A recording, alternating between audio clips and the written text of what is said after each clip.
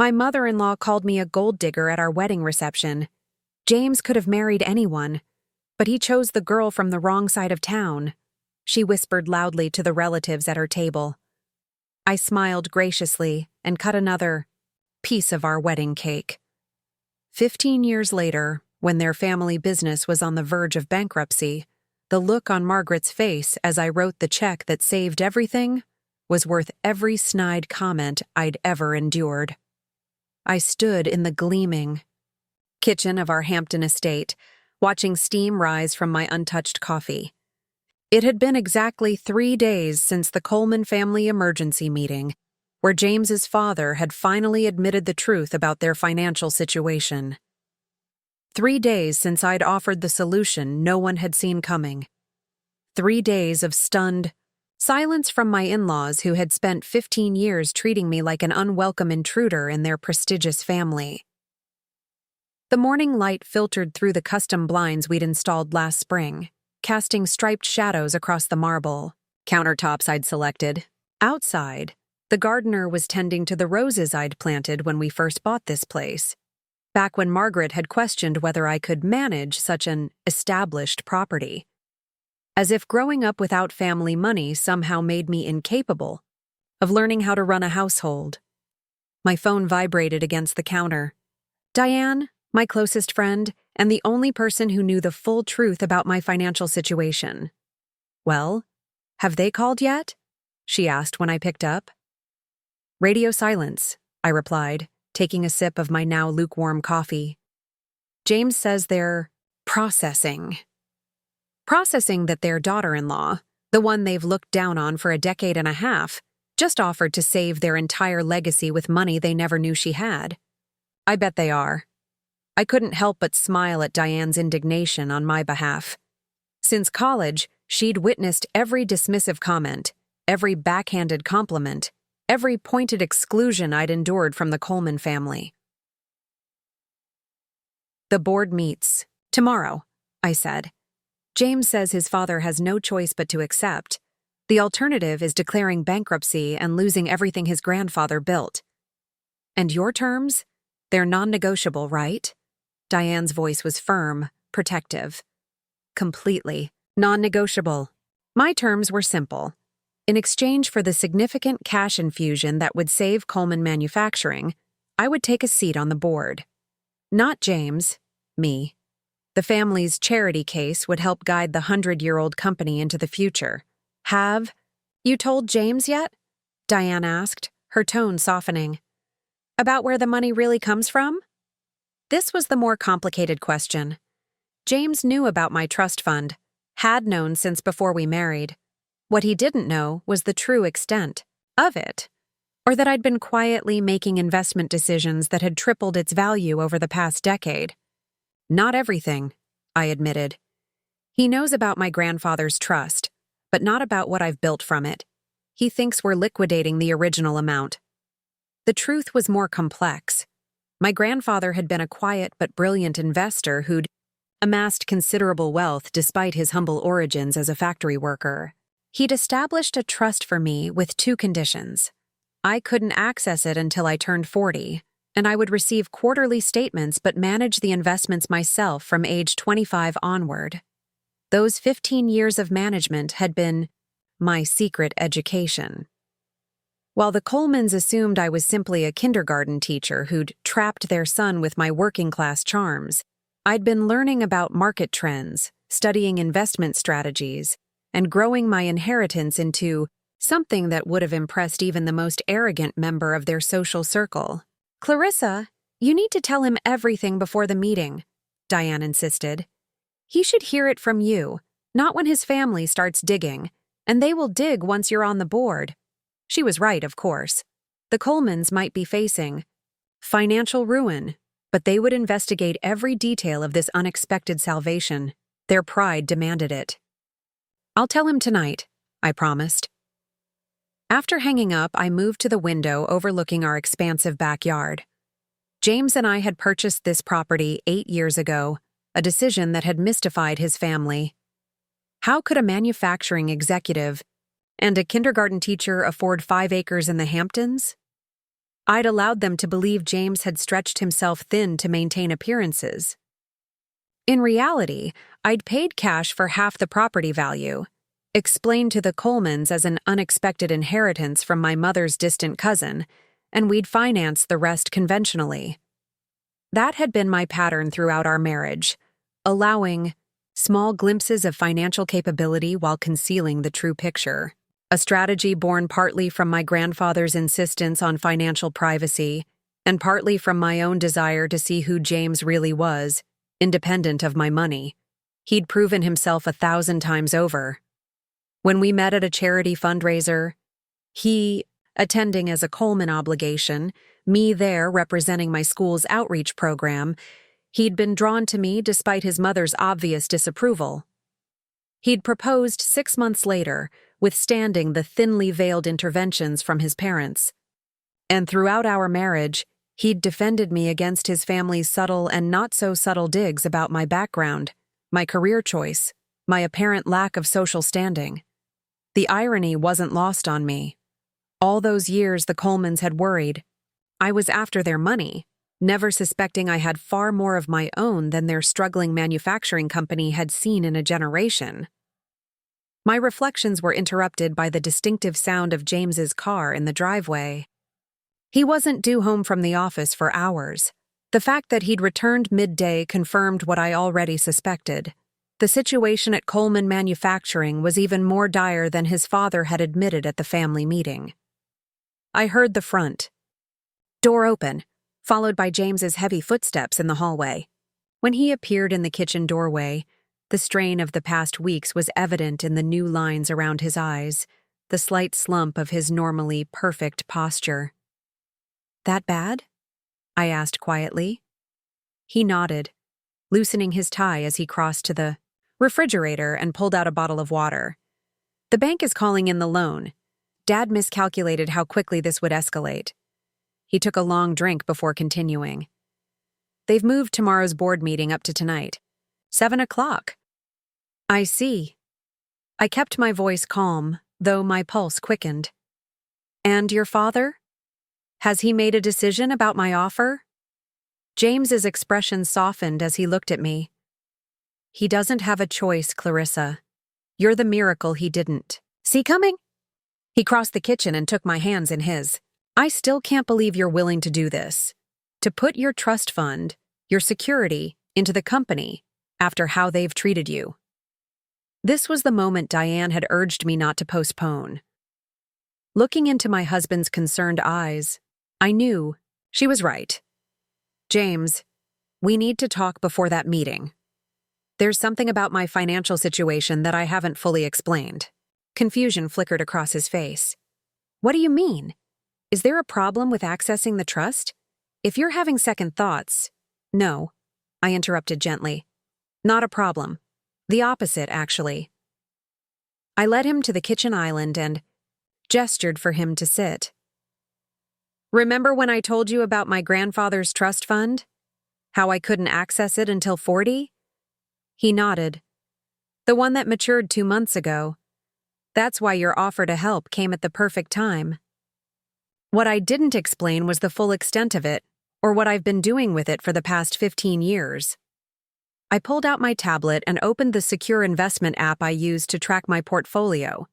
Sliding it across the counter to James, I watched as his eyes widened at the figures on the screen. "This can't be right," he murmured.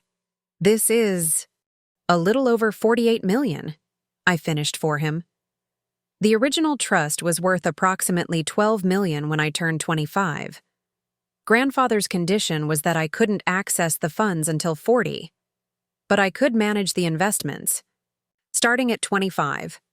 I've been doing exactly that." James looked up, his expression a mixture of shock and something else, something that might have been admiration. "All this time? You've been managing this portfolio while they treated you like you were financially naive? While my mother made those condescending comments about how you wouldn't understand real money matters?" I nodded, feeling a weight lift. As this long-kept secret finally emerged. I never corrected their assumptions because, frankly, it wasn't their business. And then it became a sort of test. I wanted to see how they'd treat me, thinking I brought nothing to the table but myself. They failed that test spectacularly, James said, a hint of anger edging into his voice. Some more than others, I acknowledged. Your sister Emily has always been kind. Your father occasionally makes an effort, but your mother and brother— James ran a hand through his hair, a gesture I recognized from moments of profound stress. Richard and Mom are the worst offenders. I know. God, all these years of their snide remarks about your teaching salary, your modest family background. He looked down at the tablet again, scrolling through the impressive array of investments. Meanwhile, you've been quietly outperforming most of the financial managers they respect. There's something else you should know before tonight's meeting, I said, taking back the tablet and opening another file. I've been researching Coleman Manufacturing for the past year. I knew from your conversations that things weren't going well, though I didn't realize how severe the situation had become. I showed him the detailed analysis I'd compiled, market trends affecting the industry, innovative approaches from competitors, areas where Coleman Manufacturing had fallen behind technologically. It represented hundreds of hours of research, all conducted in my home office under the guise of preparing lesson plans for my kindergarten class. James seemed at a loss for words as he reviewed my work. Clarissa, this is more comprehensive than anything our paid consultants have produced. How did you find the time? I took a partial sabbatical from teaching last year, remember? I told everyone it was to work on curriculum development, but I was actually studying the manufacturing industry, taking online courses in business analysis, preparing for this phase of my life. What phase? James asked, looking up from the tablet. The phase where I finally step into my grandfather's legacy fully.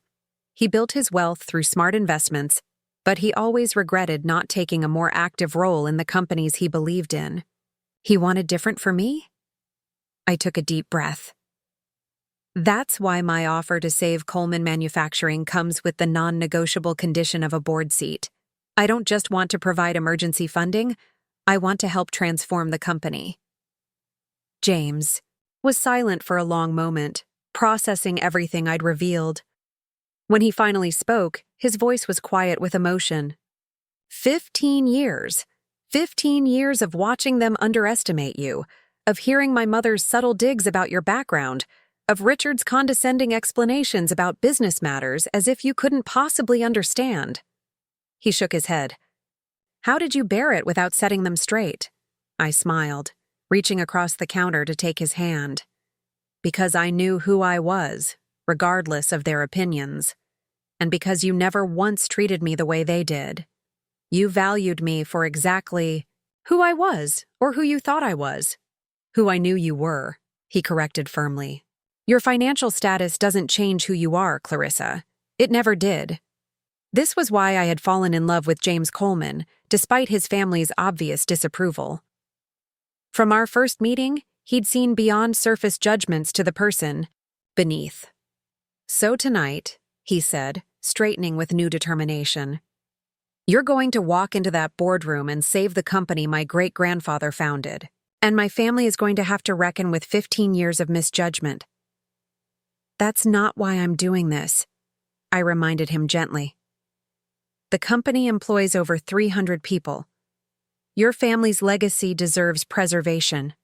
And, I added with a small smile, I genuinely believe I can help make it better. James stood and came around the island, pulling me into a tight embrace. They don't deserve you, he whispered against my hair. Maybe not, I agreed. But you do. As evening approached, I prepared carefully for the board meeting. The navy blue suit I selected projected authority without ostentation. The pearl necklace, a graduation gift from my grandfather, served as a private reminder of his faith in me. My portfolio and analysis were loaded on my tablet, backed up on a secure drive. James watched from the doorway of our bedroom as I applied a final touch of lipstick. Ready for this? He asked. I've been ready for 15 years, I replied, meeting his gaze in the mirror. Time to show the Colemans who they've really had in the family all this time. The Coleman manufacturing headquarters occupied a stately brick building in the business district, its facade unchanged since the 1950s, much like the company's business practices. As James and I walked through the lobby toward the executive elevator, I noted the portraits of Coleman patriarchs lining the wood-paneled walls, 4 generations of confident men in suits, each having guided the company through their era. Soon, if all went as planned, I would help determine its future in ways none of them could have imagined.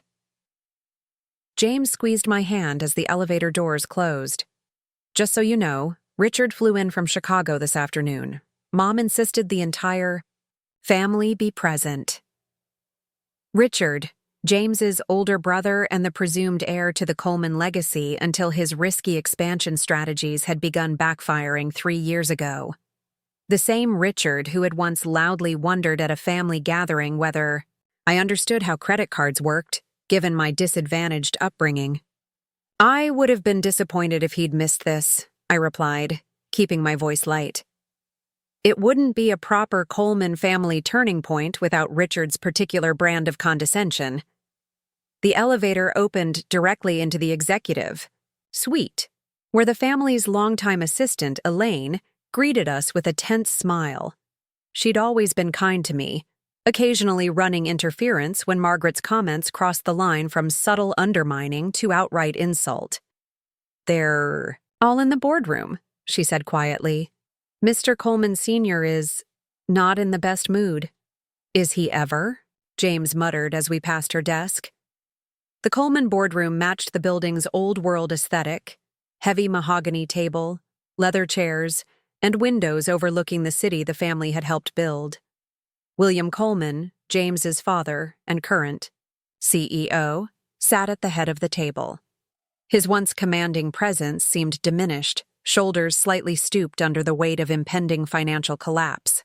Beside him sat Margaret, her perfect blonde coif and impeccable designer suit, creating the illusion of control she desperately clung to. Richard occupied the chair to his father's right, the position of the heir apparent, despite his responsibility for the company's current predicament. His wife Victoria sat beside him, her expression a practiced mask of polite interest that never quite reached her eyes. James's younger sister Emily and her husband David completed the family circle. Emily offered me a genuine smile as we entered, the only Coleman besides James who had consistently treated me with authentic warmth. "Clarissa," William acknowledged me with a nod that contained more respect than he'd shown in 15 years of family dinners. "James, thank you for coming." "As if we had a choice," Richard interjected, not bothering to stand. "Family emergency." "And all that." "Richard," his father warned, "this isn't the time." I took the seat directly opposite William, a position typically reserved for the opposition in board negotiations. The symbolism wasn't lost on anyone in the room. James sat beside me, his presence both supportive and symbolic. We were a united front, separate from the Coleman family dynamic that had excluded me for years. "I suppose we should get right to it," William began, his voice steady despite the clear strain around his eyes. "As you all know, Coleman Manufacturing is facing unprecedented financial challenges. Our primary lender has called in our outstanding loan, effective next week. We don't have the liquidity to meet this obligation, which means bankruptcy," Richard interrupted. "Let's not dance around it, Dad. We're about to lose everything unless someone miraculously writes us a check for $23 million. His gaze slid dismissively to me, though I'm still not clear on why Clarissa needed to be included in this particular family discussion. "I'm here," I said evenly, "because I'm the one writing that check." The silence that followed was absolute. Victoria's perfectly manicured hand froze midway to her water glass. Margaret's spine stiffened as if someone had replaced it with a steel rod. Emily bit her lip to suppress what might have been a smile. Richard recovered first, his laugh sharp and dismissive. "That's not funny, Clarissa. This is a serious family matter, not the time for jokes." I assure you, I'm not joking. I maintained eye contact with William, who was studying me with new intensity. James has explained the situation to me. I understand the bank is calling in a loan of $23 million, which Coleman Manufacturing cannot currently cover due to cash flow issues stemming from the failed Chicago expansion. Richard flinched at the reference to his pet project, the disastrous attempt to enter the luxury home furnishings market that had drained the company's reserves. You're a kindergarten teacher, Margaret finally spoke, her voice tight with confusion, and something that might have been fear. Where would you possibly get that kind of money? From my trust fund, I replied simply. The one that matured when I turned 42 months ago. Victoria let out a sound that might have been a snort. The mysterious trust fund we've never seen any evidence of? The one that supposedly came from your grandfather, the factory worker? My grandfather, I corrected calmly, was indeed a factory worker for 27 years. He was also an exceptionally talented investor who built a considerable portfolio over his lifetime. A portfolio he left to me with specific conditions regarding when and how I could access and manage it. William leaned forward, years of business negotiations having taught him to recognize when someone was bluffing. He clearly didn't see deception in my expression. You're serious about this offer? Completely serious, I confirmed. I'm prepared to provide the capital needed to satisfy the bank and stabilize the company's immediate financial situation. In exchange for what? Richard demanded, abandoning his earlier dismissiveness as the possibility that I might actually have this money began to sink in. No one hands over that kind of cash without wanting something in return. Perceptive, Richard, I acknowledged with a slight smile. Yes, I have conditions. I removed a document folder from my briefcase and slid it across the table to William. They're all outlined here, but I'll summarize the key points. First, I require a seat on the board of directors, not James as my proxy, but me personally. Second, I will lead a comprehensive review of the company's operations with full access to all financial records and decision-making processes. Third, any future expansion initiatives will require unanimous board approval rather than a simple majority. Richard's face flushed with anger as I continued. Additionally, I'll need verification that the funds are used exclusively to satisfy the bank loan and implement approved modernization efforts, not to finance further speculative ventures or executive bonuses. This is insane. Richard pushed back from the table, standing abruptly.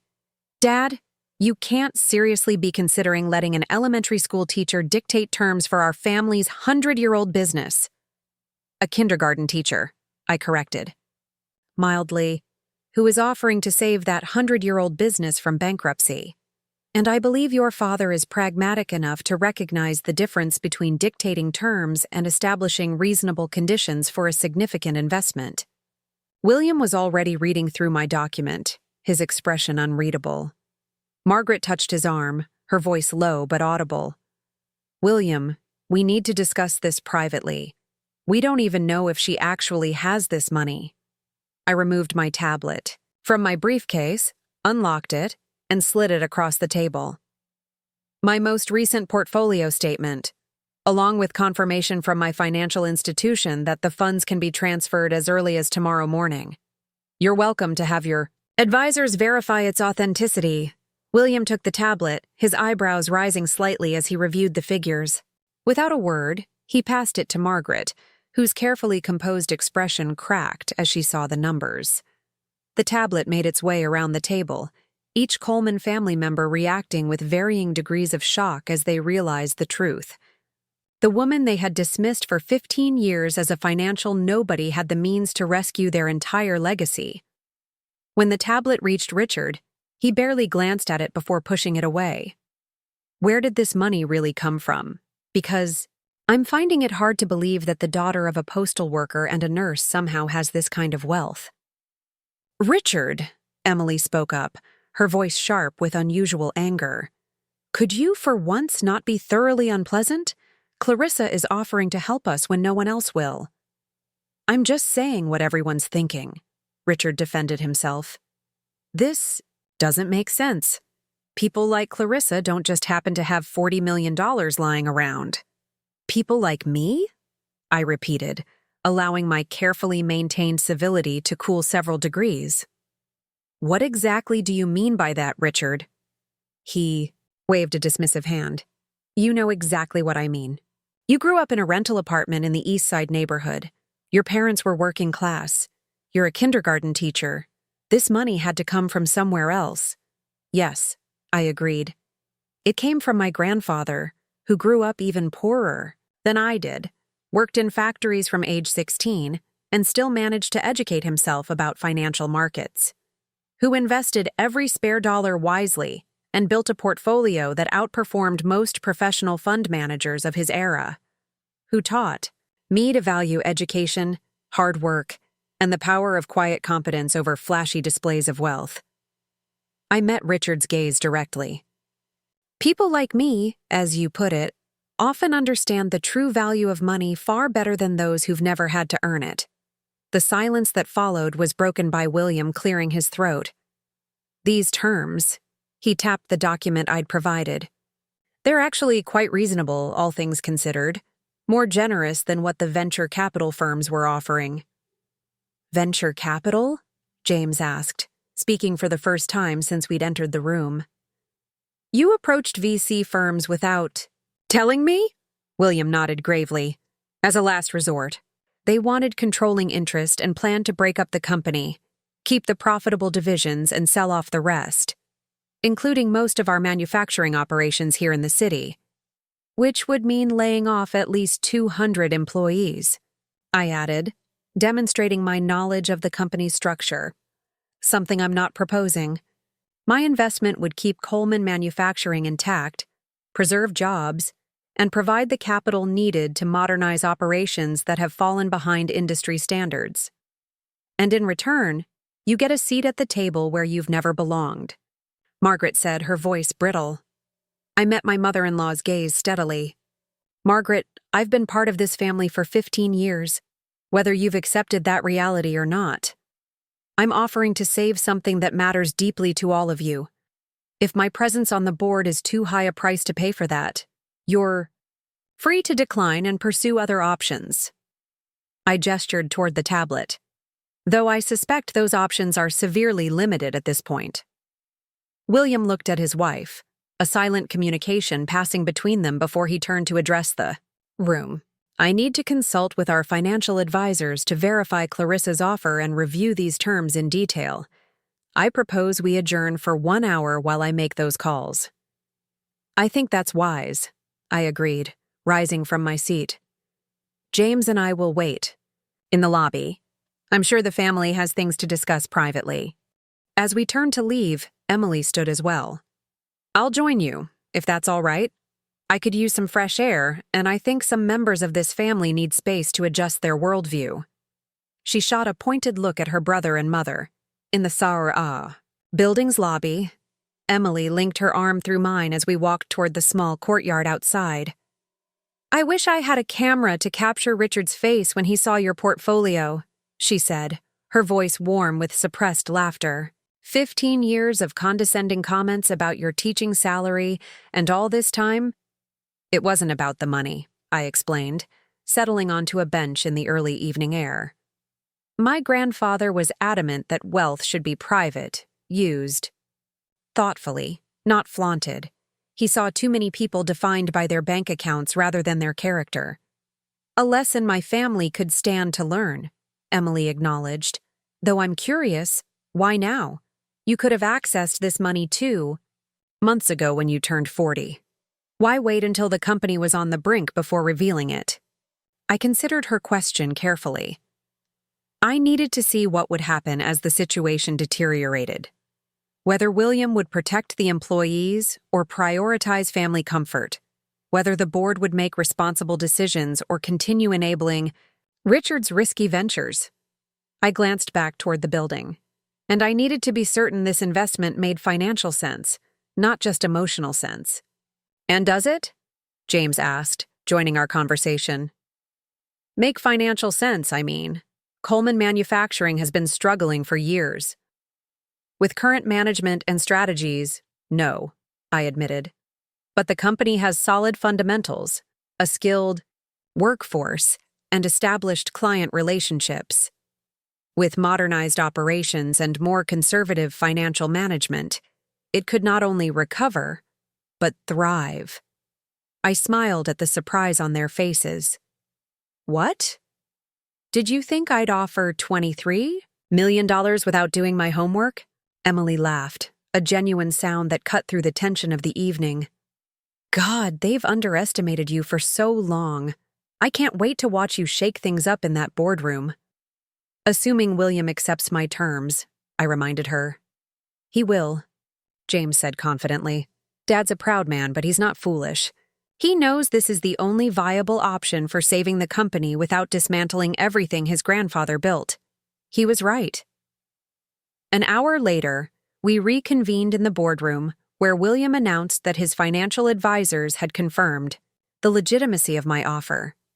The tension in the room had shifted subtly, no longer centered on whether I actually had the money, but on the new family dynamic this revelation would create. I've reviewed the conditions with our corporate counsel, William stated formally. They are deemed acceptable and, frankly, prudent given the investment size. He looked directly at me, his expression complicated. Pride warring with humility, gratitude mixing with lingering traces of the class consciousness that had defined his generation. Subject to final documentation, Coleman Manufacturing accepts your offer, Clarissa. Richard made a sound of disgust but remained seated, glaring at a point on the wall behind me. Victoria studied her manicure with exaggerated interest. Margaret sat perfectly still, her social mask firmly in place despite the visible effort it required. I believe this calls for a proper toast, Emily suggested, breaking the uncomfortable silence. Excellent idea, William agreed, nodding to Elaine, who had appeared at the doorway. Please bring the Macallan 25 from my office. As Elaine arranged crystal tumblers on the boardroom table, I caught James watching me with quiet pride. We'd met 16 years ago when I was volunteering at a charity auction, and he was fulfilling a family obligation to attend. Neither of us could have predicted this moment. Me saving the family business his great-grandfather had founded, upending 15 years of carefully constructed assumptions about my place in the Coleman hierarchy. The whiskey was poured, the glasses distributed. William raised his in a solemn gesture. To Coleman Manufacturing's future. And to new beginnings, I added, lifting my glass to meet his.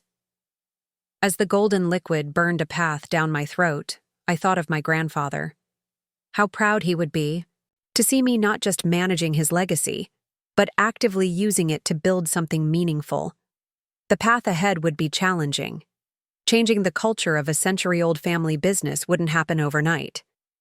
But for the first time since marrying into the Coleman family, I would be stepping fully into my own power, no longer constrained by others' limited perception of who I was or what I was capable of contributing. The real work was just beginning. Before we continue with this story, tell us where you're watching from. And if you're enjoying it so far, make sure to hit the subscribe button, because tomorrow I have an extra special video coming for anyone who's ever been underestimated by their in-laws. The morning after the board meeting, I woke earlier than usual. Sunlight was just beginning to filter through our bedroom curtains as I slipped quietly from bed, careful not to disturb James, who had finally fallen asleep well past midnight. We'd stayed up talking for hours after returning home from Coleman Manufacturing, him processing the revelation of my financial status, me planning my approach to the company's restructuring. In the kitchen, I prepared coffee and carried it to my home office, a space that had previously been my private sanctuary. Here, surrounded by financial textbooks disguised with kindergarten teaching covers, investment journals filed in folders marked curriculum planning, and multiple monitors tracking market trends, I had quietly managed my growing portfolio while maintaining the facade of a dedicated but financially modest teacher. Today, that pretense was over. By noon, the paperwork transferring $23 million to Coleman Manufacturing would be complete. My name would be added to the board of directors, and the family that had dismissed me for 15 years would have to reckon with a new reality. My phone buzzed with a text from Emily. "Breakfast at Palmer's Bistro? Just you and me. I think you could use an ally before you face the lion's den." I smiled at her thoughtfulness. Among the Colemans, Emily had been the exception, genuinely welcoming from the start, never participating in her mother's subtle undermining or her brother's condescension. I texted back my agreement and went to dress for the day. Palmer's Bistro occupied a sunny corner in the upscale shopping district, far enough from both the Coleman offices and the family's social clubs to offer relative privacy. Emily was already seated at a table by the windows when I arrived, 2 mimosas waiting. She stood to embrace me, whispering, "You magnificent dark horse," before we both sat down. "How are things at the Coleman compound this morning?" I asked, taking a sip of my drink. Emily rolled her eyes. "Mother took to her bed with a migraine last night. Richard stayed up drinking in Dad's study until 3, alternating between cursing your name and trying to figure out if there's a way to challenge your board appointment." She buttered a piece of toast with deliberate care. Dad, interestingly enough, seems almost relieved. Once the initial shock wore off, I think he recognized what an asset you'll be. "And what about you?" I asked. "How do you feel about your kindergarten teacher sister-in-law suddenly becoming a major investor in the family business?" "Honestly?" Emily leaned forward, her expression earnest. "I'm thrilled. Coleman Manufacturing has been suffocating under the weight of outdated thinking for years. Dad's too set in his ways, Richard's too reckless, and the other board members are Dad's golf buddies who haven't had a new idea since 1995. She raised her glass in a small toast. "The company needs exactly what you bring: fresh perspective, financial acumen, and no attachment to how things have always been done." Her support warmed me. "I'm going to need allies, Emily. What I saw in the company's financials before the meeting was just the tip of the iceberg. There are serious structural issues that go beyond the immediate cash flow problem. Like the fact that we're still using manufacturing processes from the 1980s while our competitors have modernized," Emily suggested.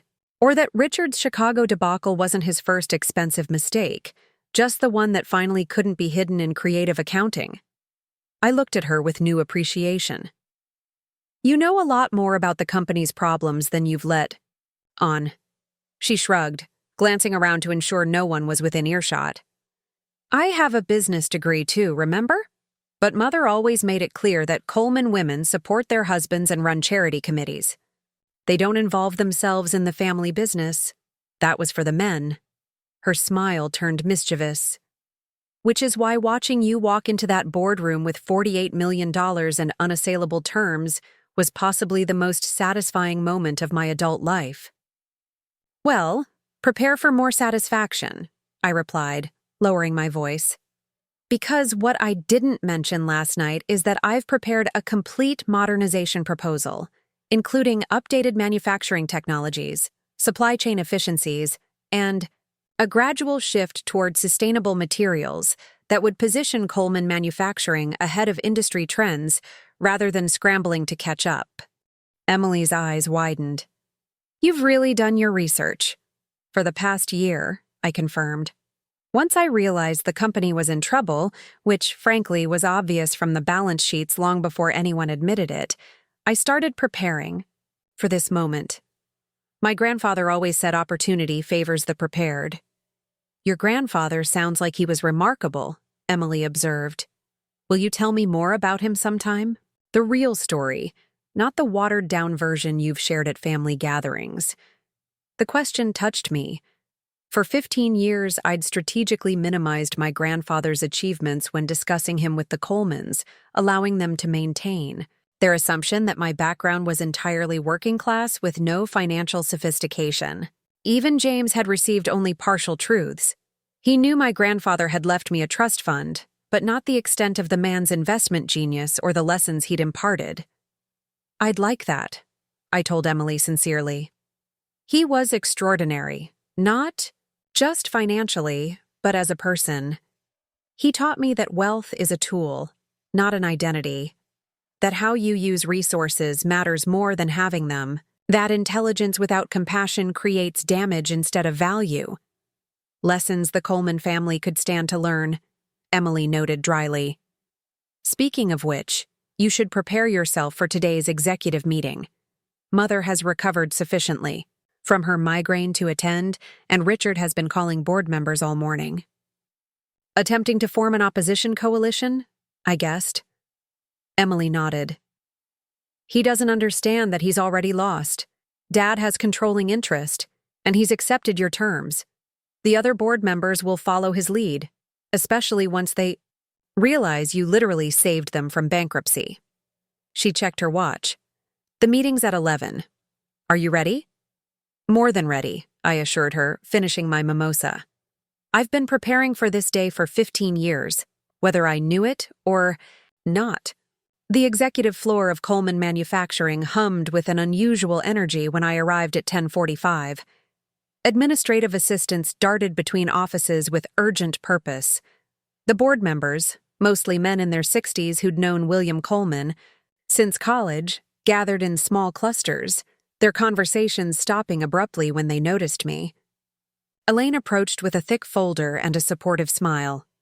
"Mrs. Coleman," she said formally, though her eyes conveyed friendly respect. "These are the documents requiring your signature to finalize the investment and board appointment. Mr. Coleman asked me to provide them before the meeting begins." "Thank you, Elaine." I took the folder, noting that it contained not just the investment agreement, but also the company bylaws, recent financial statements, and board protocols, a comprehensive orientation package that suggested William was taking my involvement seriously. As I reviewed and signed where indicated, I felt a presence behind me and turned to find Margaret Coleman watching with tight-lipped composure. "Clarissa," she acknowledged with a stiff nod. "I trust you slept well." "Quite well, thank you," I replied pleasantly. "And you? Emily mentioned you weren't feeling your best last night." A flash of irritation crossed her features before the social mask reasserted itself. "A minor indisposition. Nothing serious." She glanced at the documents in my hands. "So it's official then. You're joining the board of a company you knew nothing about until yesterday." "That's not entirely accurate," I corrected mildly. "I've been researching Coleman Manufacturing extensively for the past year. I probably know more about its operations, market position, and financial health than many who've sat on its board for decades." Her perfectly tinted eyebrows rose. "Research? For what purpose?" "Initially, because I could see the company was in trouble from James's concerns and the industry news. Later, because I recognized I might be in a position to help when my trust fund matured." I closed the folder, having signed the final document. "Contrary to what you've believed all these years, Margaret, I care deeply about this family's legacy and welfare." Something flickered across her face. Surprise, perhaps, or the first hairline fracture in her certainty about who I was. Before she could respond, William appeared at the boardroom door, gesturing for everyone to enter. "Clarissa," he said, with more warmth than he'd shown me in 15 years of family gatherings. "Please, take the seat to my left." The symbolism wasn't subtle. The chair to the CEO's left was traditionally reserved for the most influential or honored board member. By placing me there, William was sending a clear message about my new status within both the company and, by extension, the family hierarchy. Richard, already seated at the table, visibly stiffened as I took my place. The other board members, 8 men and 1 woman, all from William's social circle, watched with undisguised curiosity. James entered last, choosing a seat across the table where he could observe everyone's reactions. "Before we begin," William announced formally, I want to officially welcome our newest board member, Clarissa Coleman, whose significant investment has secured the company's immediate financial stability and future growth potential." He nodded to me with genuine respect. "We are fortunate to have her financial acumen and fresh perspective as we navigate these challenging times." "Perhaps," Richard interjected, unable to contain himself, "before we proceed with business as usual, we should address the extraordinary circumstances of this derangement." He looked around the table, seeking allies. "After all, we've just handed significant influence over a 100-year-old family company to someone with no business experience whatsoever." "Actually," I responded before William could intercede, "I've been managing a multi-million-dollar investment portfolio for 15 years, with an average annual return of 14.8%, significantly outperforming market indices. I've completed Harvard Business School's executive education program in finance and investment strategy, the Wharton School's advanced certification in corporate governance, and Northwestern's program in manufacturing operations management." I smiled pleasantly at Richard's dumbfounded expression. "All while teaching kindergarten full-time and attending your mother's charity luncheons." The silence that followed was broken by a chuckle from Howard Bennett, the most senior board member after William. "Well," he said, looking at Richard, "it seems your sister-in-law has been busy. When exactly did you complete these programs?" Margaret asked, suspicion evident in her tone. "Primarily during summer breaks and sabbaticals," I replied. "The teaching calendar is quite accommodating for continuing education." William cleared his throat. "I think we've established that Clarissa brings valuable qualifications to this board. Now, let's address the primary agenda item, the company's strategic direction following this capital infusion." "If I may," I said, extracting a slim presentation folder from my briefcase, "I've prepared an analysis of Coleman Manufacturing's current position and recommendations for stabilization and growth." As Elaine distributed copies to each board member, I noted the varying reactions: surprise from most, calculating assessment from a few, barely concealed hostility from Richard, and something that might have been pride from William. For the next 30 minutes, I walked them through my findings. Outdated manufacturing processes that increased costs and decreased quality, inefficient supply chains that reduced competitiveness, and missed opportunities in emerging markets that competitors were already exploiting. The company's fundamental problem, I concluded, isn't just financial mismanagement of the Chicago expansion, though that certainly accelerated the crisis. It's a systematic failure to evolve with the industry. Coleman Manufacturing still operates as if it's 1995, while the market has moved decisively into a new era.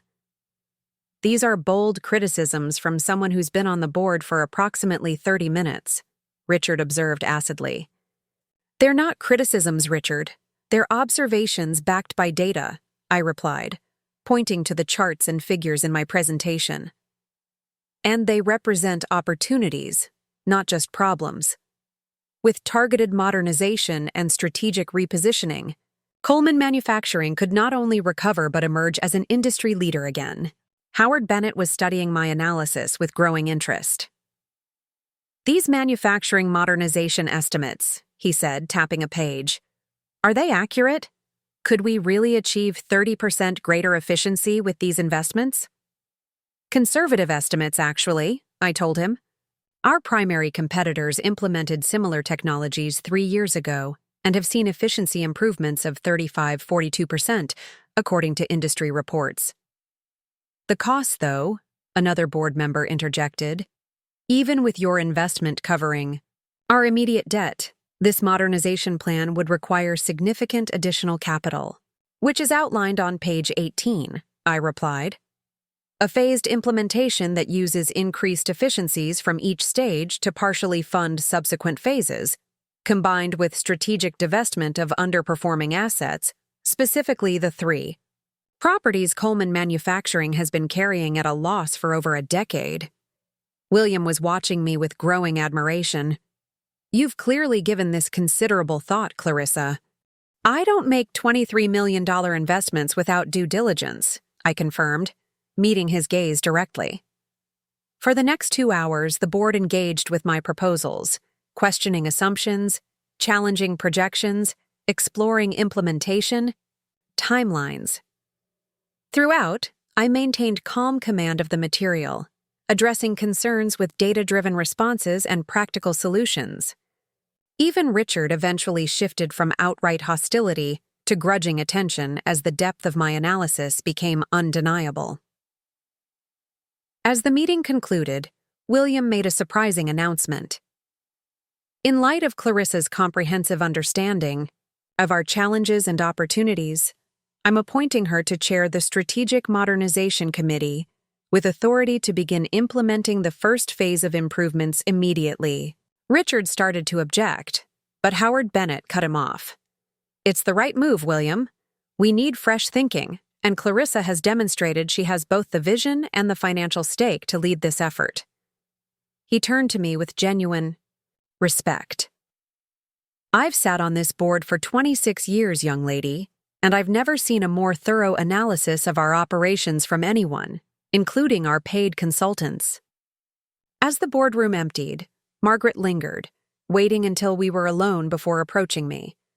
Her perfect composure showed small cracks, a slight tremor in her hands, a tightness around her eyes that her extensive skincare regimen couldn't conceal. 15 years, she said quietly. 15 years of watching me treat you as if you were beneath this family. Why didn't you ever correct me? Set me straight about your background, your education, your capabilities? I considered her question carefully. Would it have mattered, Margaret? Would knowing I had money or education in my future have changed how you saw me? Or would you have simply found other reasons to keep me at arm's length? She didn't answer directly, which was answer enough. James knew about the trust fund? He knew it existed. Not the full extent, nor how I'd grown it. I wanted to be certain he valued me for myself, not my financial prospects. I gathered my materials, preparing to leave. Something I'm not sure you've ever understood about your son. He never cared about my background or bank account. He simply loved me. For perhaps the first time in our relationship, Margaret looked at me without the filter of her preconceptions, seeing not the kindergarten teacher from the wrong side of town she'd dismissed for 15 years, but a woman of substance who had quietly outmaneuvered her while treating her with unfailing civility despite her condescension. I've misjudged you, she admitted finally, the words seemingly painful to extract. Rather significantly, it appears. Yes, I agreed simply. You have. The question now is whether that realization changes anything going forward. Before she could respond, James appeared at the doorway.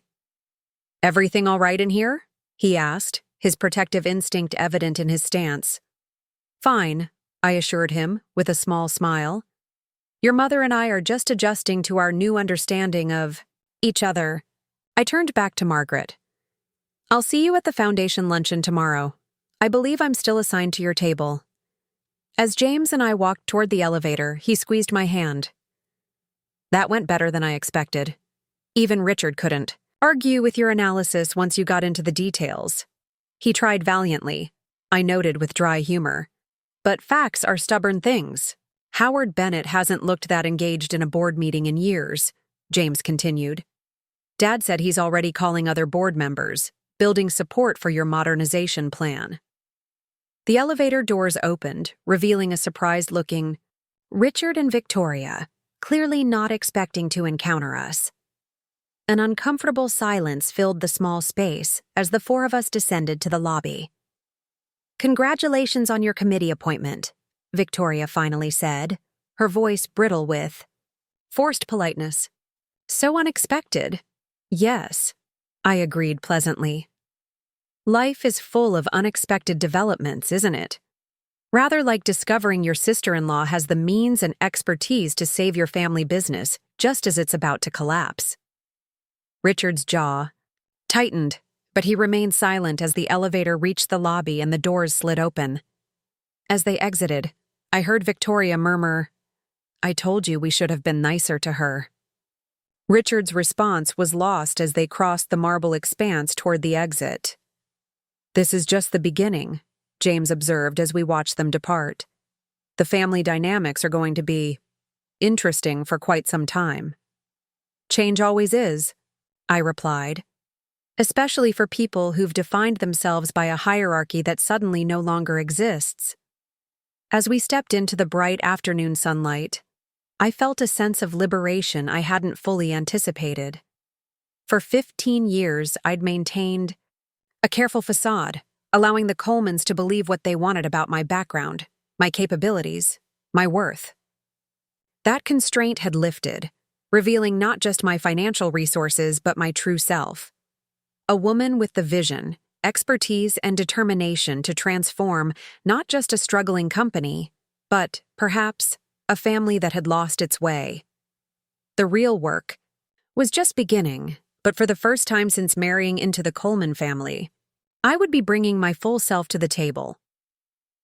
3 weeks had passed since the board meeting that changed everything. 3 weeks of careful groundwork as I established my position within Coleman Manufacturing, while the family adjusted to their new reality. My office on the executive floor had previously belonged to Richard, a symbolic displacement that hadn't gone unnoticed by anyone. He'd been relocated to a smaller space down the hall, a daily reminder of how dramatically our relative positions had shifted. The sleek glass desk that now occupied the center of my office had arrived yesterday, replacing the heavy mahogany behemoth that had dominated the space for decades. Like many changes I was implementing, it served both practical and symbolic purposes. More efficient for modern work methods, while signaling a departure from outdated traditions that had constrained the company's growth. I was reviewing the first phase of the modernization plans when a knock interrupted my concentration. Diane stood in the doorway, taking in the transformed office with evident appreciation. "Look at you," she said, stepping inside and closing the door. "Executive suite, corner office, your name on the board listing in the lobby." She settled into one of the visitor chairs, studying me intently. "How does it feel? Finally stepping into your power after all these years of letting them underestimate you?" I set aside the modernization reports and leaned back, considering her question. Diane had been my closest confidant throughout my marriage, the only person who knew the full extent of my financial situation and my careful navigation of the Coleman family dynamics. Complicated, I admitted. Satisfying, certainly, but also, I searched for the right word. Sobering. Seeing how quickly perception changes based on external factors rather than who you actually are. You mean how Margaret Coleman is suddenly treating you like a valued family member instead of an unfortunate mistake her son made? Diane's tone was sharp with protective loyalty. She'd witnessed too many of Margaret's subtle humiliations over the years to forgive easily. Not just Margaret, I clarified. The whole social circle. People who barely acknowledged me at events for 15 years are now seeking me out, mentioning investment opportunities, inviting me to join boards and committees. I shook my head slightly. Nothing about me has fundamentally changed. I'm the same person with the same values, education, and capabilities. All that's different is their awareness of my financial status. And your willingness to finally show what you can do, Diane pointed out. You've hidden your light under a bushel for a long time, Clarissa. She wasn't wrong. My strategic concealment of my financial acumen and business expertise had been partly self-protective, partly in deference to my grandfather's philosophy about wealth, and partly an extended test of the Coleman family's character. A test most of them had decisively failed. True, I acknowledged, though I'm finding that aspect particularly liberating. No more pretending to be less informed than I am during business discussions. No more watching obvious mistakes unfold without being able to intervene. I gestured to the modernization plans spread across my desk. And the company genuinely needs these changes. The employees deserve leadership that secures their future rather than clinging to outdated methods that were driving them toward bankruptcy. Diane nodded, her expression softening. That's why I've always admired you.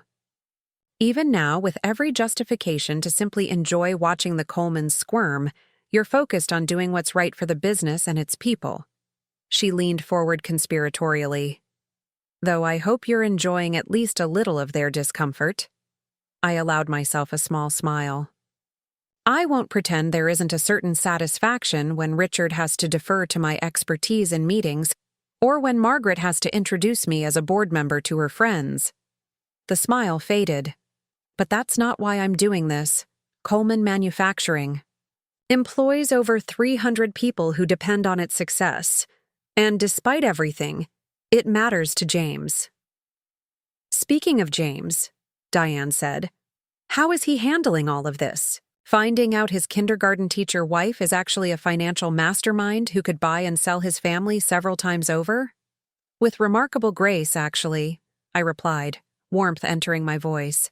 He's been supportive from the moment I revealed the full extent of my trust fund. No wounded pride, no resentment about my years of partial disclosure. Just pride in what I'm accomplishing and occasional amusement at his family's discomfort. Our conversation was interrupted by another knock. James appeared, carrying 2 takeout containers from my favorite lunch spot. Ladies, he greeted us, setting the food on a side table. I thought you might need sustenance for your strategic plotting. Perfect timing, Diane said, rising from her chair. I should get back to my office anyway.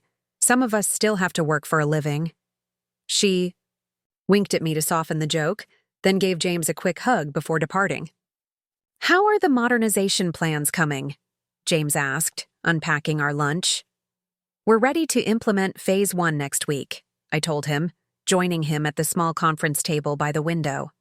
The manufacturing efficiency consultants arrive Monday to begin the assessment, and the new equipment for the main production line is scheduled for installation starting Wednesday. That's remarkably fast progress, James observed, handing me a container of sesame noodles. He'd remembered my favorite. The Coleman Manufacturing I've known my entire life couldn't make a decision about changing coffee vendors in less than 6 months. That's precisely the problem, I pointed out. The industry doesn't wait for 6-month deliberations anymore.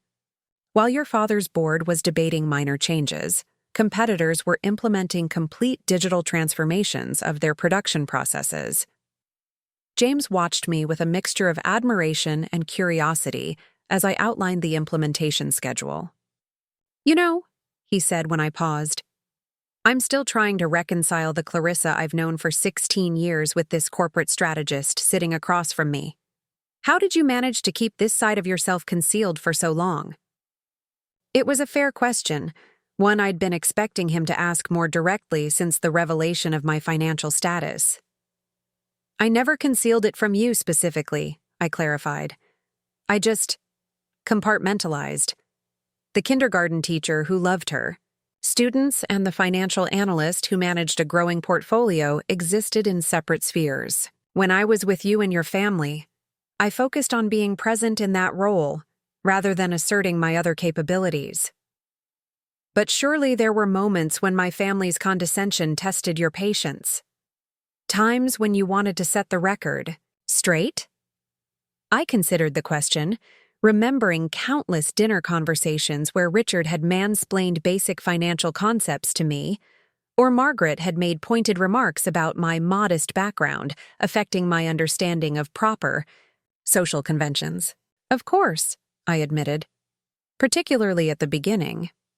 But over time, I came to see their behavior as revealing their character, not defining mine. My grandfather used to say that how people treat those they believe have no power over them shows who they truly are. I met James's gaze directly. I learned a lot about your family in 15 years of being underestimated by them. James winced slightly. I wish I could say I'm surprised by what you observed, but I'm not. I've spent my lifetime watching my mother categorize people by their financial status and social connections, seeing my father dismiss valuable perspectives from anyone outside his established circle. He reached across the table to take my hand. "I'm sorry you had to endure that, even as a strategic choice." His sincere regret touched me. "You never made me feel lesser," I reminded him. "From the very beginning, you valued me for exactly who I presented myself to be. It's why I fell in love with you despite the family complications." Our moment was interrupted by Elaine appearing at the door, her expression apologetic. "I'm sorry to interrupt, but Mr. Coleman Sr. is requesting an immediate meeting with both of you in his office. Richard is already there." James and I exchanged glances. "Did he say what it's about?" I asked. "No, but he seemed—" Elaine hesitated, choosing her words carefully. Concerned. "The Jenkins Group called earlier." The Jenkins Group was Coleman Manufacturing's second-largest client, responsible for nearly 20% of annual revenue. Any issue with them constituted a genuine emergency. "We'll be right there," I assured her, already gathering my tablet and notes. As we walked briskly toward William's office, James murmured, "This can't be good." Jenkins has been with the company for over 40 years. "Since before your father took over as CEO, I noted. I analyzed their purchasing patterns last week. They've been steadily reducing their orders for the past 18 months. William's office remained a testament to corporate traditions of the past. Dark wood paneling, leather-bound books, and golf memorabilia from courses around the world. Richard sat tensely in one of the visitor chairs, while William stood staring out the window, his posture rigid with concern. "Jenkins is threatening to terminate their contract," William announced without preamble as we entered. "Bernard called me personally, said they're considering moving their business to Westfield Industries." Westfield Industries was our chief competitor, a company that had embraced manufacturing modernization years earlier and now offered faster production times, higher quality standards, and more competitive pricing as a result. "Did he say why?" James asked, taking a seat beside Richard. William turned from the window, his expression grim. "Quality control issues on the last 3 shipments, delayed delivery times, and pricing that's no longer competitive for the market." He looked at me significantly, essentially confirming everything Clarissa's analysis predicted would happen if we didn't modernize. Richard shifted uncomfortably. "We've had occasional issues with Jenkins before. They always come around." "Not this time," William countered. Bernard was explicit. "Either we demonstrate immediate improvements in our operations, or they sign with Westfield next quarter." He focused on me. "The modernization plan you presented to the board. How quickly could Phase 1 impact our quality control and delivery times?" "Full implementation would take 8 to 10 weeks, I replied honestly. "But we could see measurable improvements within the first month, particularly in quality control if we prioritize the inspection system's upgrades." William nodded thoughtfully. "And you're confident these improvements would address Jenkins's concerns?" "Based on my analysis of their recent complaints, yes," I confirmed. "The automated quality control systems would catch the specific defects they've reported before products leave our facility, and the production line reconfiguration would reduce bottlenecks that are currently causing delays." "We don't have time for experimental approaches," Richard interjected, his tone dismissive despite his weakened position.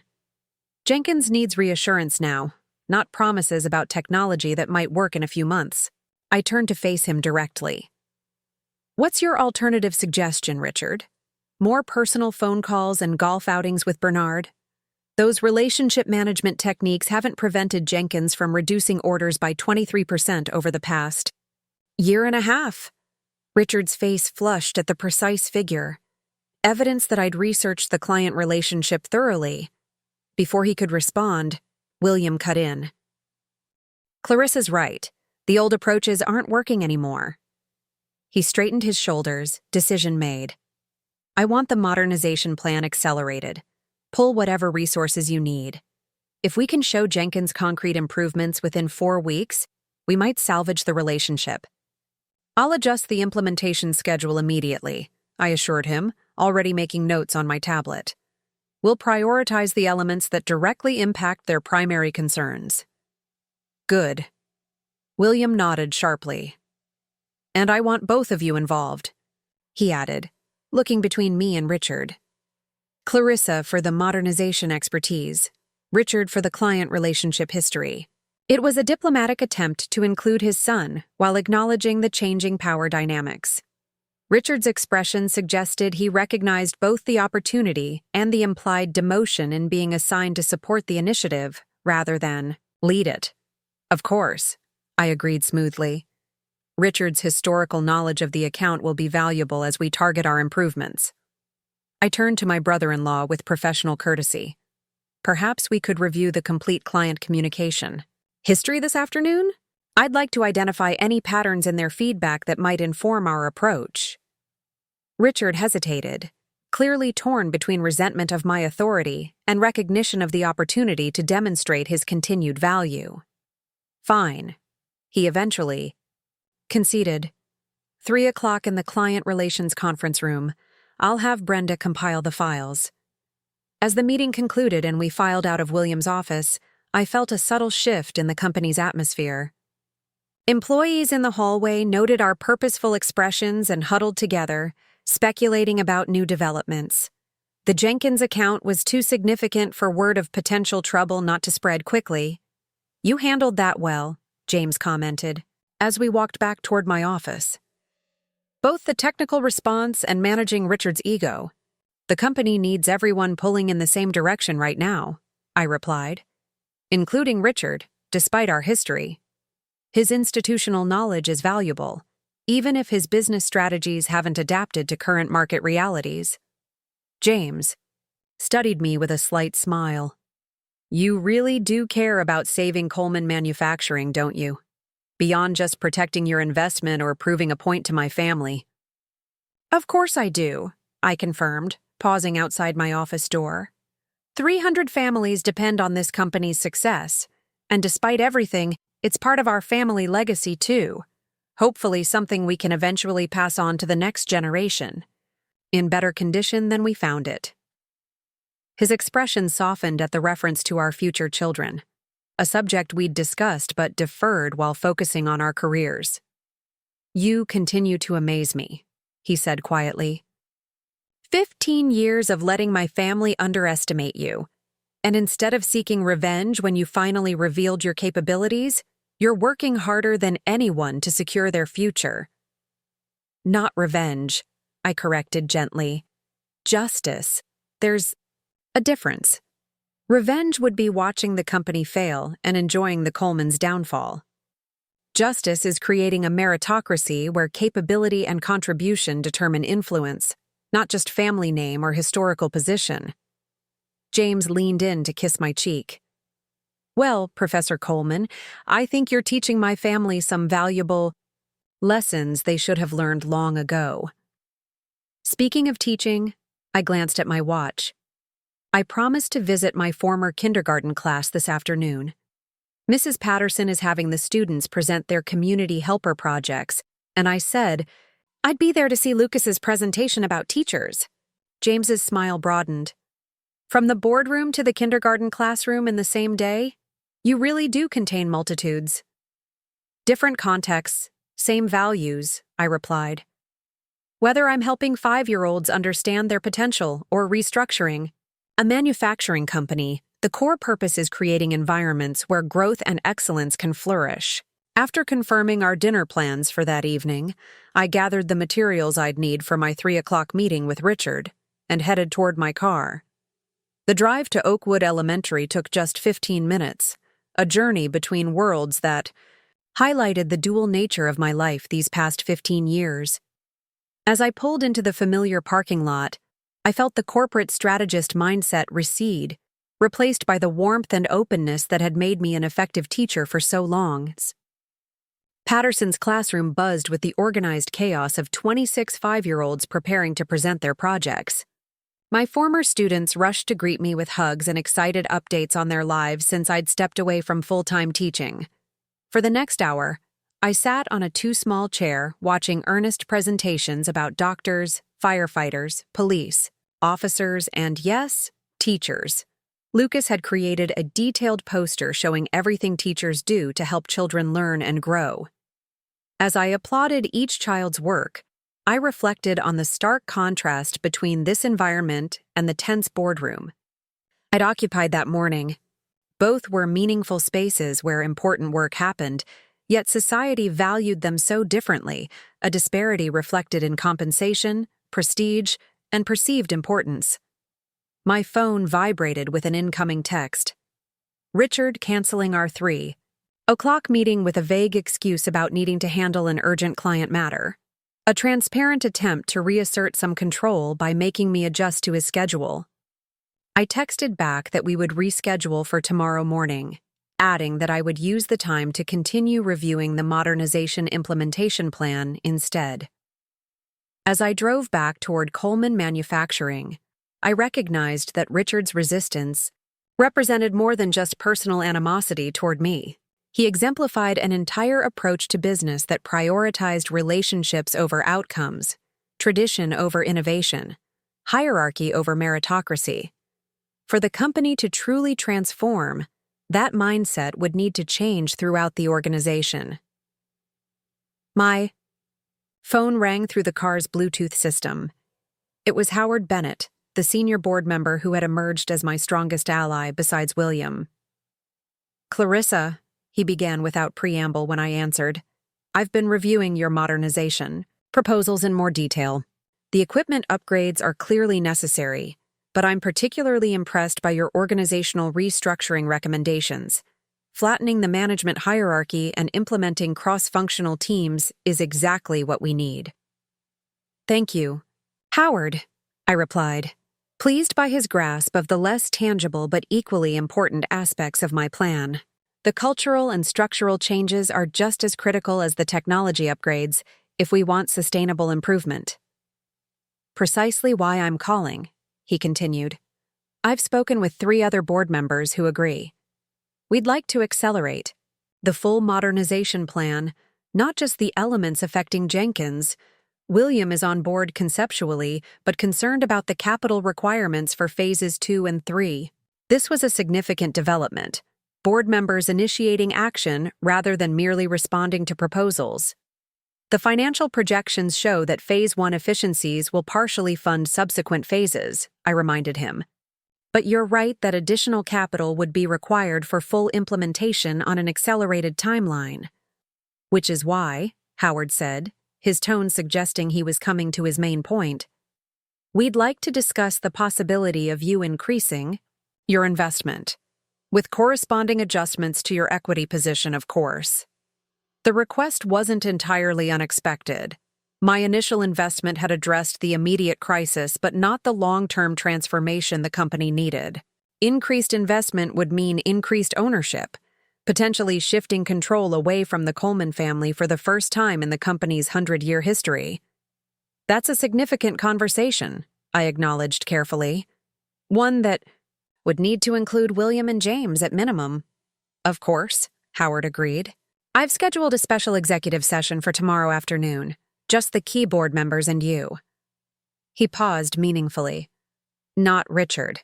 His Chicago decisions are still too fresh in everyone's memory to include him in discussions about the company's financial future." As I ended the call and continued toward Coleman Manufacturing's headquarters, I considered the implications of what Howard was proposing. My initial investment and board position had already fundamentally altered my relationship with the Coleman family. An increased stake that potentially shifted controlling interest would represent an even more dramatic evolution, from the underestimated in-law to the primary decision-maker for the family legacy. The question wasn't whether I had the resources to make the additional investment. I did. The question was whether taking that step would irrevocably change family dynamics that were already strained by recent revelations, and whether that change would ultimately strengthen or damage the relationships that mattered most to me, particularly with James. As I pulled into my reserved parking space, another small symbol of my new status within the company, I resolved to discuss everything with James before tomorrow's meeting. Unlike his family, I would never keep him in the dark about decisions that affected our shared future, regardless of how the Colemans had treated me in the past. The company needed transformation to survive, but maintaining the trust and partnership at the core of our marriage mattered more than any business success or vindication of my capabilities. That balance would guide my decisions, both in tomorrow's board meeting and in navigating the complex new reality we now face together. That evening, our home felt like a sanctuary after the intensity of the day's events.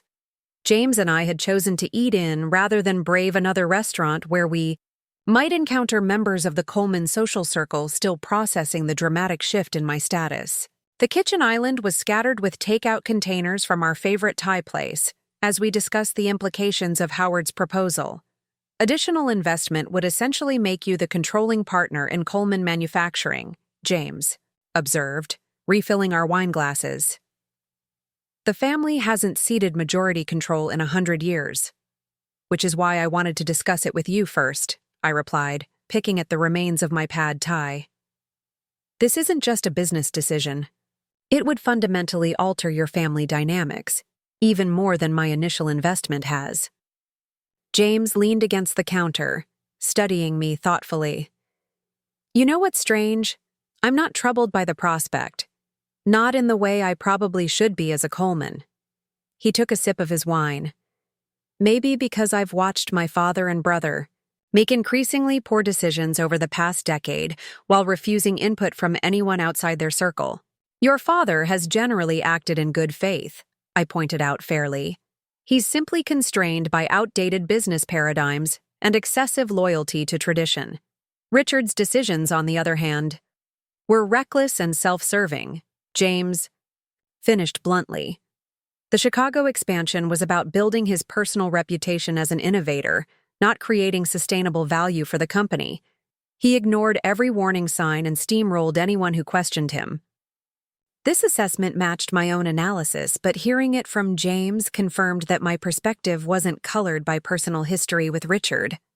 The expansion had been fundamentally flawed from conception, prioritizing prestige over profitability, and ignoring market research that indicated minimal demand for the luxury product line in that region. Howard and the other board members recognize that, I said. Which is why they're proposing this restructuring of ownership now. They've lost confidence in the current leadership model. James nodded, his expression contemplative. The question is whether my father recognizes it too. Is he on board with potentially becoming a minority owner in his family's company? Howard indicated he was open to the discussion, but concerned about what it would mean for the Coleman legacy, I replied, choosing my words carefully. Which is why I want to approach this delicately. This can't appear to be a hostile takeover or power grab. James laughed softly, even though from a certain perspective that's exactly what it would be. No, I corrected firmly. A power grab would be leveraging the company's vulnerability to seize control for personal gain or retribution. What I'm considering is a strategic investment to facilitate necessary transformation, with appropriate adjustment to governance reflecting that investment. I met his gaze directly. The distinction matters to me, James. I have no interest in humiliating your family or dismantling their legacy.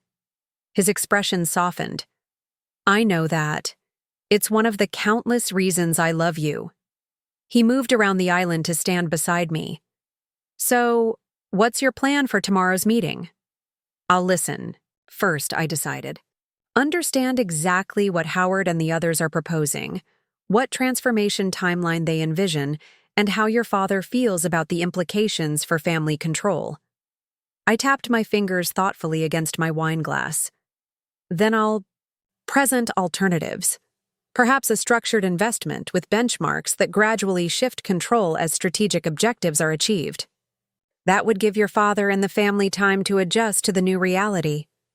James wrapped an arm around my shoulders. Always the diplomat. Even after 15 years of being treated as less than what you are. Not diplomacy so much as practicality, I countered. Forcing change too rapidly creates resistance and sabotage. Sustainable transformation requires bringing people along, helping them see the benefits of new approaches, rather than just imposing them. The kindergarten teacher's wisdom applied to corporate governance, James observed with a smile. Create an environment where people want to participate in positive change rather than demanding compliance. Exactly, I agreed, leaning into his embrace. Whether you're working with 5-year-olds or 65-year-old executives, the principles of effective leadership remain remarkably consistent. Our conversation shifted to lighter topics as we finished dinner, but the forthcoming decision remained in the background of my thoughts. By the time we went to bed, I had formulated a clear approach for the meeting, one that I hoped would balance business necessities with family sensitivities. Morning brought an unexpected development. Elaine called just as I was preparing to leave for the office, her voice tense with controlled urgency. Mrs. Coleman, I thought you should know that Richard arrived at 6 a.m. and went directly to his father's office. They've been behind closed doors ever since. Margaret arrived about 20 minutes ago and joined them. The implications were clear. Richard had somehow learned about Howard's proposal and was attempting to mount a family resistance before the Kiao official meeting. Thank you, Elaine, I replied calmly. Has Howard Bennett arrived yet? Yes, about 15 minutes ago. He asked to be notified when you reach the building. Please let him know I'll be there in approximately 20 minutes. And Elaine? If you could discreetly arrange coffee and refreshments in the small conference room rather than the main boardroom, I'd appreciate it. The strategic shift to a smaller, less formal meeting space would subvert any grandstanding Richard might have planned for the main boardroom. It would also create a more intimate environment for what needed to be a thoughtful, nuanced conversation about the company's future. James had already left for his own office in another part of the building, where he managed international client relationships, a role purposely separate from the manufacturing operations his father and brother controlled. We'd agreed he would maintain that separation today, attending the special session only if specifically invited. His presence could be perceived as choosing sides in a family matter, potentially complicating an already delicate situation. When I arrived at Coleman Manufacturing 30 minutes later, the executive floor hummed with barely suppressed tension. Assistants exchanged meaningful glances as I passed, board members clustered in small groups, conversations pausing momentarily when they noticed me. I proceeded directly to my office, where I found Howard Bennett waiting. Richard is attempting to form a family coalition against any change in controlling interest, he informed me without preamble. He's characterizing your potential increased investment as a hostile takeover facilitated by outsiders on the board. Predictable, I observed, setting down my briefcase. Though misguided, I haven't even indicated I'm willing to make the additional investment yet. But you are considering it? Howard's gaze was sharp, assessing. Of course, I confirmed. The company needs comprehensive transformation, which requires capital. The question isn't whether additional investment is necessary, but what governance structure would best ensure that investment achieves the intended outcomes. Howard nodded approvingly. Precisely my view. William needs to understand that this isn't about diminishing the Coleman legacy, but preserving it through necessary evolution. He checked his watch. The meeting begins in 30 minutes. Richard is pushing for it to include all board members, not just the executive committee, as originally planned. A public forum serves his purposes better than a thoughtful discussion, I noted. He'll appeal to tradition and family loyalty rather than addressing business realities. My thoughts exactly, Howard agreed. Which is why I've held firm on the original plan, just the executive committee, you, William, and unfortunately Richard, since William insists on his presence. And Margaret? I asked, having noted Elaine's mention of her arrival. Howard's expression tightened. William wants her to attend as a family stakeholder, though she has no official role in the company. I've agreed on the condition that it's understood this is a business discussion, not a family referendum. I considered this development, Margaret's presence complicated matters, but could also provide insight into the family's emotional perspective that might help shape an approach. They could accept? That's reasonable, I decided. This transition will be both business and personal for the Colemans. Acknowledging that reality might actually facilitate a more productive conversation. Howard studied me with renewed respect. Most investors, in your position, would be focusing exclusively on financial control and implementation authority. Your consideration for the human elements is unusual. Perhaps, I acknowledged. But I've been part of this family for 15 years, Howard. The fact that they've underestimated me doesn't change my understanding of what this company means to them or my desire to find a path forward that preserves its essential legacy while enabling necessary transformation. The small conference room was already occupied when Howard and I arrived 5 minutes before the scheduled start time.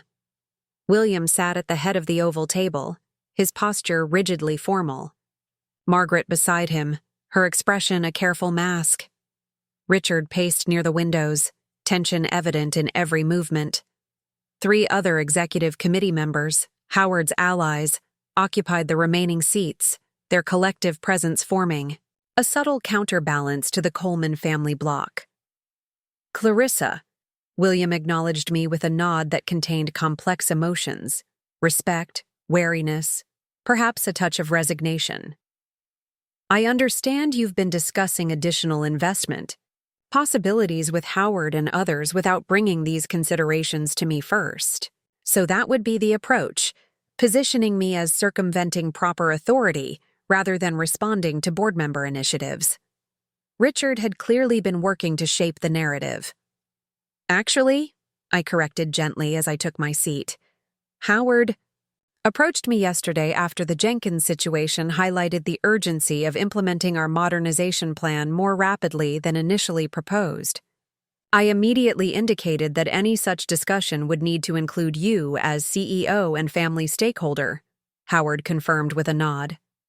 The initiative came from myself and other board members, William. Clarissa has been appropriately cautious about the implications for family governance. William seemed slightly mollified, but remained guarded. Nevertheless, we're now discussing a fundamental shift in the company's ownership structure, a subject of significant sensitivity given our family's 100-year history. A 100-year history that's about to end if we don't secure the necessary capital for comprehensive transformation, one of the other board members interjected. Jenkins is just the beginning. 3 other major clients have indicated they're reviewing their supplier relationships. Precisely why we should be focusing on operational improvements rather than ownership restructuring, Richard argued, finally taking his seat opposite me. Clarissa's initial investment addressed our immediate financial concerns.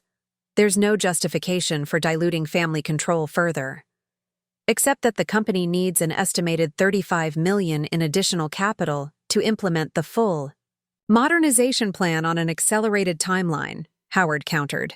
Capital that would need to come from either significant debt financing, which our balance sheet can't support, or equity investment that would naturally alter the ownership structure. The conversation continued in this vein for several minutes. Richard, and to a lesser extent, William emphasizing family legacy and tradition, while Howard and the other board members focused on financial and operational necessities. Margaret remained silent, her gaze moving between speakers, assessing and calculating as the discussion unfolded. When there was finally a pause, I spoke. Perhaps we're approaching this from the wrong angle, I suggested, my voice calm but carrying authority that still felt relatively new. We're positioning this as a binary choice between family control and company survival, which creates an unnecessarily adversarial framework. All eyes turned to me as I continued. What if we considered a structured transition instead? A phased investment approach that ties increased equity to achievement of specific modernization milestones. I opened my tablet and displayed a preliminary model I'd developed overnight. For example, initial investment sufficient to launch phases 1 and 2 of the modernization plan, with minority equity adjustment. Then, additional tranches tied to performance metrics that demonstrate the transformation is delivering results. William leaned forward, studying the model with evident interest. This would preserve family controlling interest initially? Yes, I confirmed, while providing a clear, merit-based pathway for governance evolution aligned with company transformation. The Coleman family would retain significant influence regardless, but operational control would gradually shift toward those demonstrating the ability to successfully implement modern business practices. Richard frowned. This still ultimately reduces family control. It ties control to performance, I corrected. If the modernization achieves projected results under family leadership, the ownership structure remains more heavily weighted toward the Colemans. If outside expertise proves necessary for success, governance adjusts accordingly. I met his gaze directly. It creates accountability for results rather than entitlement based on family name. Margaret spoke for the first time, her voice measured. Meaning you, specifically, would gain increased control only if your modernization plans actually succeed. Her assessment was sharp and accurate, as always. Precisely, I acknowledged. I'm proposing that my influence should be earned through demonstrated results, not just purchased through capital investment. The same standard would apply to everyone involved in leadership, including family members. A subtle shift occurred in the room's atmosphere. A collective recognition that this approach offered a compromise that addressed both business necessities and family sensitivities. Howard and his allies exchanged approving glances while William appeared thoughtful, considering implications beyond the immediate discussion. Richard, however, remained resistant. This still represents a fundamental departure from how Coleman Manufacturing has operated for a century. The company was built on family leadership and values. And family leadership nearly drove it to bankruptcy, Howard noted bluntly.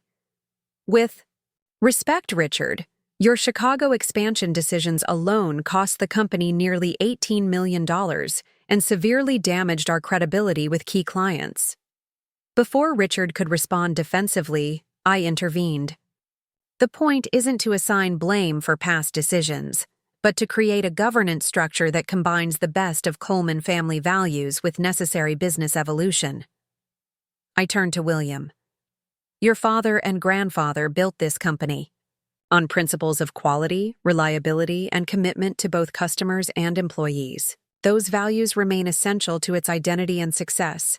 What's changing isn't the core purpose, but the operational methods required to fulfill that purpose in today's market. William nodded slowly, recognition dawning in his expression. You're suggesting we preserve the why of Coleman Manufacturing while evolving the how. Exactly, I confirmed, pleased by his understanding. The company's soul remains intact, while its practices modernize to ensure continued viability and success. Margaret, who had been observing the shifting dynamics with careful attention, addressed me directly. You've clearly given this considerable thought, Clarissa.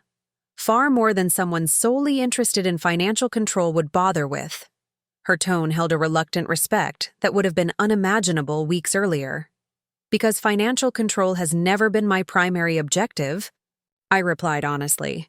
My goal is creating a thriving, sustainable company that honors its legacy while embracing necessary change. I glanced briefly at William before continuing. A company that continues providing good jobs for hundreds of families while delivering value to clients who have trusted the Coleman name for generations. The meeting continued for another hour, delving into specifics of the phased investment approach, governance evolution mechanisms, and performance metrics that would trigger ownership adjustments. Throughout, I maintained focus on balancing business necessities with family considerations, repeatedly demonstrating that my proposal sought to strengthen the Coleman legacy rather than diminish it. By the time we concluded, tentative agreement had been reached on a framework for moving forward. William would work with me to finalize the investment structure and transition plan for presentation to the full board next week. Richard remained skeptical, but had been effectively sidelined by both the logical coherence of the proposal and the clear support it had garnered from board members and, increasingly, his father. As we gathered our materials to depart, Margaret lingered, waiting until others had left before approaching me. "That was impressively handled," she acknowledged, her voice low enough that only I could hear. 15 years of family dinners, and I never once recognized the strategic mind behind those kindergarten teacher anecdotes. "People generally see what they expect to see," I replied without recrimination. "And I allowed your expectations to define your perception. We both made choices that led to this moment."